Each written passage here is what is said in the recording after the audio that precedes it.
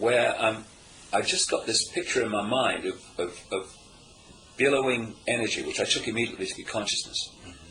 And then an eye appeared in the energy. And then next was in front of the eye, a telescope appeared. And on the other end of the telescope, the Earth appeared and the universe and space and all the rest of it. And then the final thing was the telescope morphed into a human body. And it seems to me that, we talk about incarnating as if we're coming into something. I don't think we come into anything. I think what happens is, when I sit at that computer and I go on the internet, I don't go into the internet. I observe the internet through the interface. And for me, what consciousness is doing is observing this reality through the interface. And what I say to people is, what we call death is putting the telescope down.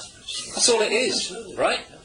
I completely agree. And so we're never here, except with the illusion of being here through the illusory nature of the time-space construct. But when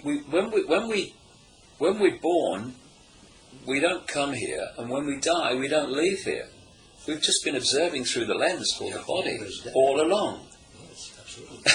But what you are telling now is the nucleus also for me, because if we are speaking about mind control, it's only possible because we are something or somebody.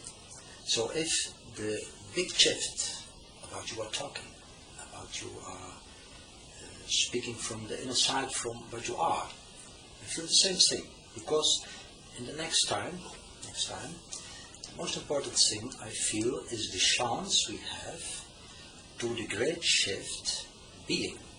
Mm-hmm. And a lot of people is educated by name, person, nama rupa, like they in India are telling. And we are thinking I am that, but we forget I, not me, am that. So, if you have written a lot of things about mind control, I agree completely. But now you are telling something very, very important, that we have to learn. We are not the mind. It's only a frozen drop in the ocean of consciousness. Exactly. And if we realize that, not from the point of view from the ego, and not from the point of view from New Age, because it's the same, often, not always. The New Age? Yes, often also. It's just another religion under different names. That is also the personality. Yeah. They're all mind constructs. Constructs. I was saying to someone earlier, I've said this many times, that if you can put a name to what you believe, then you're in a mind construct. Absolutely. Who are you? I'm so-and-so, mind construct. What are you? I'm a New Ager, mind construct. I'm a Christian, mind construct. I'm a Buddhist, mind construct. Absolutely. What really are you? I am. I just am. Everything just is. The force with no name, that's what I am. Absolutely. And it's very important because I read your publications that you make also yourself a big shift for telling that to people. That most important is conscience, to be what you are.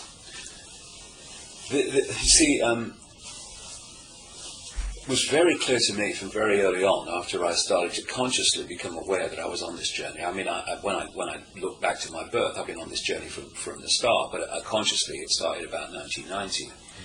And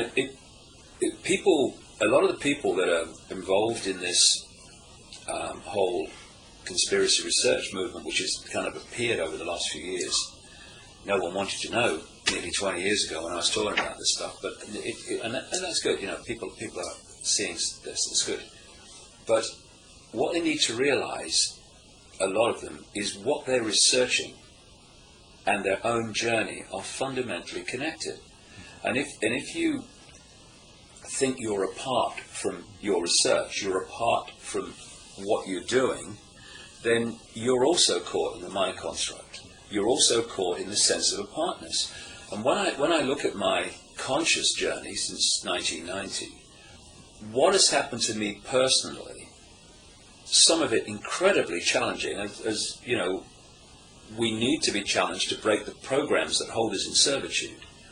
And what I've uncovered and written about, and as the different areas and they go deeper and deeper into the rabbit hole to understand what it's all about, my journey and that have been fundamentally connected. They move as one unit.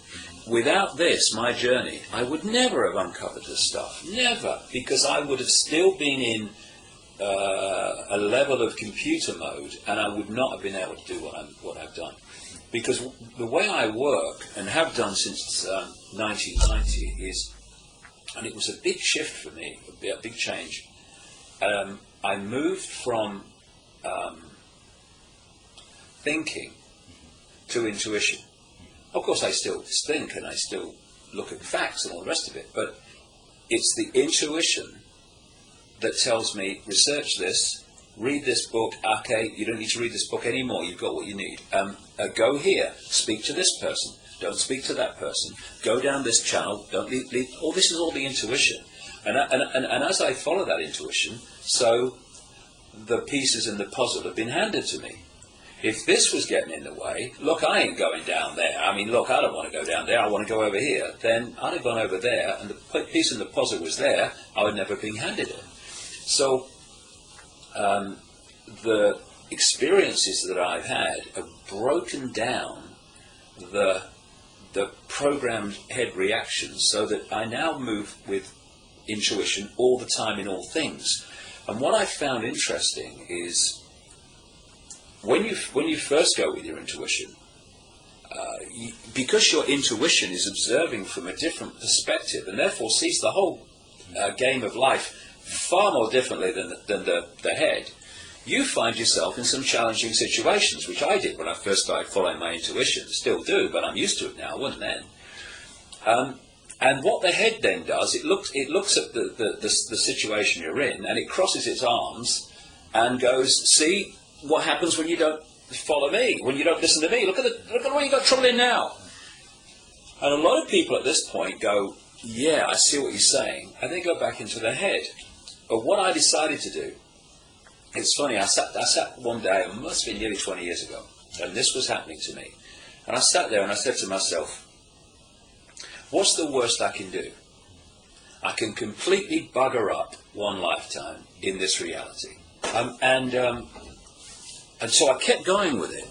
And what then happens, I mean, you must have experienced this as so many others have, is the head, the logic, observes the fact that if you follow your intuition, you get into scrapes and you get into challenges. But then amazing things start to happen.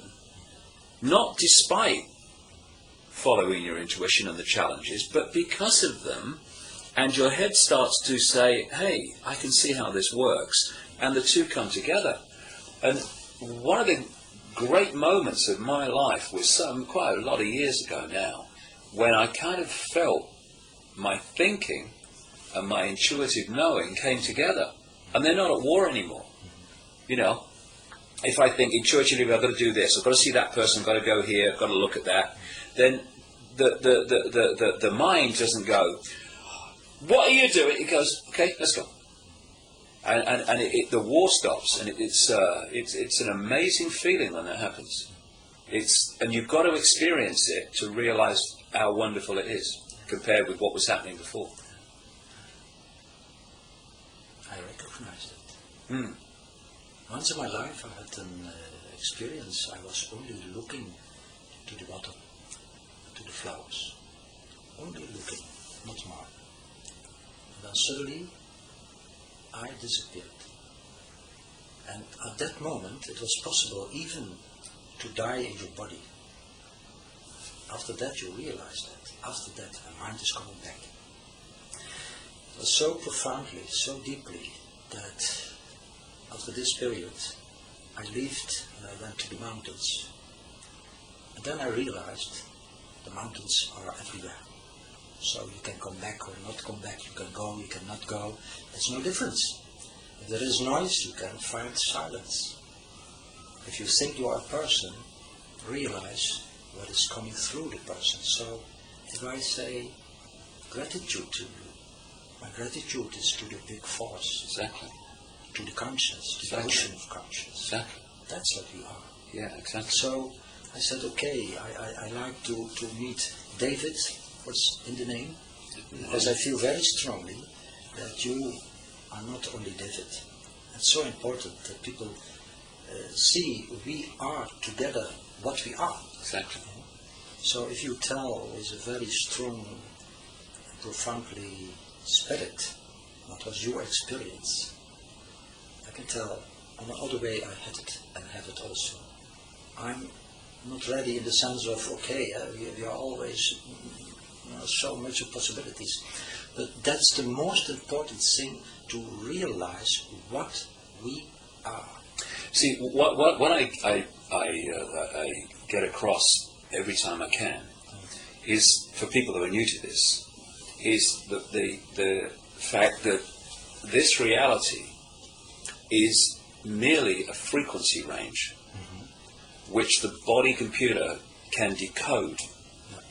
And I think it's been messed with. I mean, our range of perception used to be much greater, potentially, than this, and will be again when this nonsense is over. But